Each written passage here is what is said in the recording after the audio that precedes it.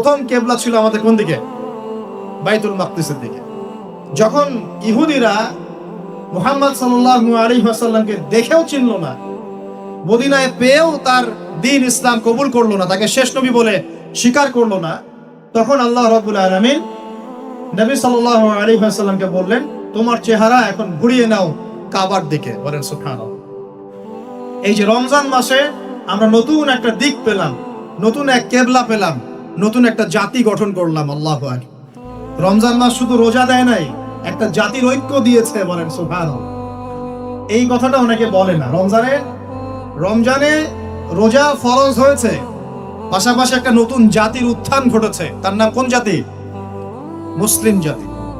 যে জাতি সমস্ত নবীদেরকে আল্লাহর নবী বলে স্বীকার করে। ইব্রাহিম আলাইহিস সালাম আল্লাহর নবী, আমরা তাও স্বীকার করি। দাউদ, সুলাইমান, মুসা, ঈসা সবাই আল্লাহর নবী, আমরা স্বীকার করি। তাওরাত, জাবুর, ইনজিল সমস্ত কিতাব আল্লাহ নাজিল করেছেন, আমরা স্বীকার করি। তবে আমরা বিশ্বাস করি এই কিতাব এবং রাসূলগণ একটা নির্দিষ্ট সময়, নির্দিষ্ট গোত্রের জন্য প্রযোজ্য ছিলেন। যখন মানুষ সেই আসমানি কিতাব বিকৃত করা শুরু করেছিল, আল্লাহ পাক নতুন কিতাব নাজিল করেছেন। এরই ধারাবাহিকতায় আল্লাহ পাক সর্বশেষ নবী মুহাম্মদুর রাসূলুল্লাহ সাল্লাল্লাহু আলাইহি ওয়াসাল্লামকে শেষ নবী করেছেন, যার পরে আর কোনো নবী নাই। এবং তার কাছে নাজিল করেছেন আল কোরআন। এই কোরআনের পরেও কোনো কিতাব